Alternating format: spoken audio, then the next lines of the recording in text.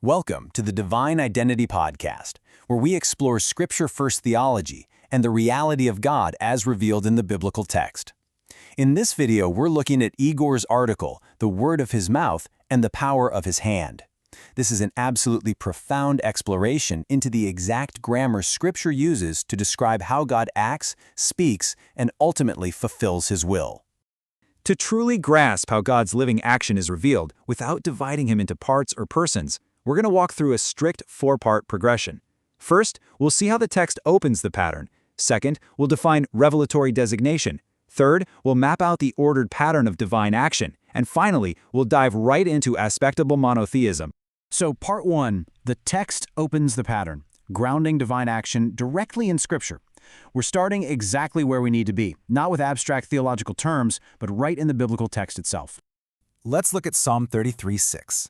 By the word of Yahweh the heavens were made, and by the breath of his mouth all their host. This verse presents us with a pretty profound puzzle. You'll notice the text doesn't just vaguely state God made the heavens, right? Instead, it reveals a highly specific, ordered pattern of divine creation. It introduces the word, the breath, and the mouth. Scripture doesn't present God as some flat, formless abstraction producing creation from an undefined void.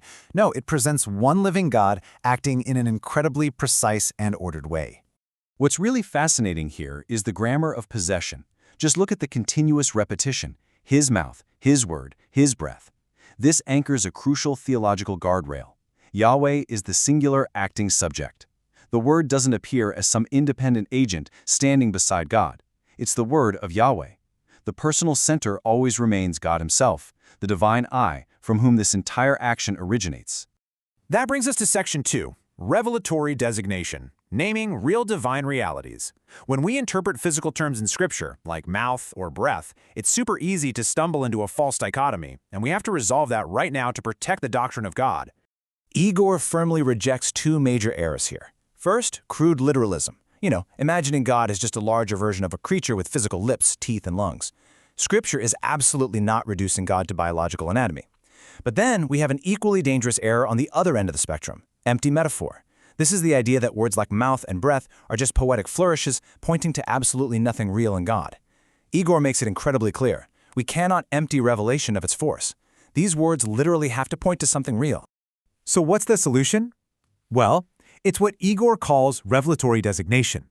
Essentially, this means that when Scripture says his mouth, it's naming a real divine reality in language that we humans can actually grasp. It names the actual structure through which his speech proceeds. It distinguishes without dividing. It uses creature-facing language to show us exactly how the one living God makes himself known.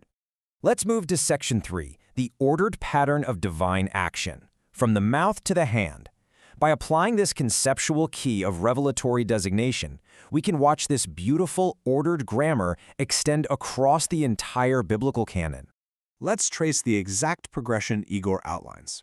First, God Himself, YHWH, is the acting subject. Second, His mouth is the revelatory structure of divine speech. Third, His word is what proceeds from Him, and His breath carries the living power. And finally, creation is the resulting action. A word is not a mouth, right? A word proceeds from a mouth. The distinction is perfect here. The word isn't an independent actor. It proceeds from YHWH's mouth, carrying His will into effect. Using 1 Kings 8:15 as our anchor, we see this broader pattern in action. It says God spoke with His mouth and with His hand has fulfilled it. You actually see this everywhere once you start looking. Isaiah 11:4 mentions the breath of His lips for effective judgment, and Isaiah 51:16 links God's words in the mouth to the shadow of His hand. The spoken promise and the enacted fulfillment absolutely belong together. The hand doesn't replace the mouth, and the mouth doesn't replace the hand. They are perfectly paired, creature-facing designations of the exact same one God acting. Let's break this down even further. Each of these terms operates as a super precise revelatory designation. His mouth reveals the structure of divine speech. His word proceeds, carrying divine intent. His breath reveals divine power and living operation. And then, building on all of that, His hand reveals divine power, protection, and fulfillment. Together, they reveal the complete cycle of divine speech and fulfillment, all while keeping every single distinction grounded in the one God whose realities they are. And we see this possessive logic explicitly continuing right into the New Testament as well. Just like Isaiah 59 beautifully paired his spirit and his words, Paul's possessive logic here in 1 Corinthians is so profound. Igor explains that the Spirit of God is his own inward spirit.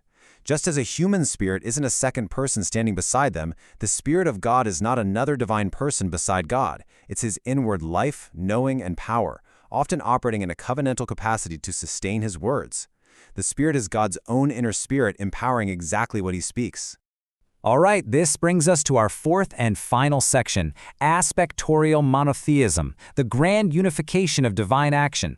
We're utilizing Igor's concept here to establish some really strict boundaries around how we understand God's nature based on everything we've uncovered.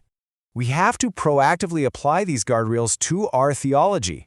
The mouth, hand, breath, word, and spirit are absolutely not separate divine persons. The Word is not an independent actor beside God. These realities aren't external tools, they aren't detachable parts, and they certainly aren't literal biological anatomy. And, just to be completely clear, this is not modalism either. They are real, inseparable aspects of the one God.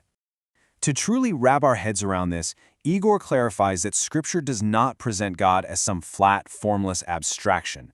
Rather, God possesses his own form. He has his own eternal spiritual reality, not a physical creaturely shape, but the real divine structure through which he can actually make himself known. This ensures that words like mouth and hand represent real, inseparable distinctions within that divine structure. When we contrast these theological frameworks, the brilliance of the scriptural grammar really shines.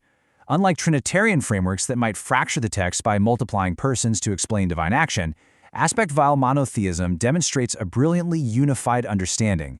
It presents one living God, the unified acting subject, who acts through distinguishable realities that are proper to himself. He speaks his word through his own mouth, he empowers it by his own spirit, and he fulfills it by his own hand. As we close out this explainer, I really want you to consider this.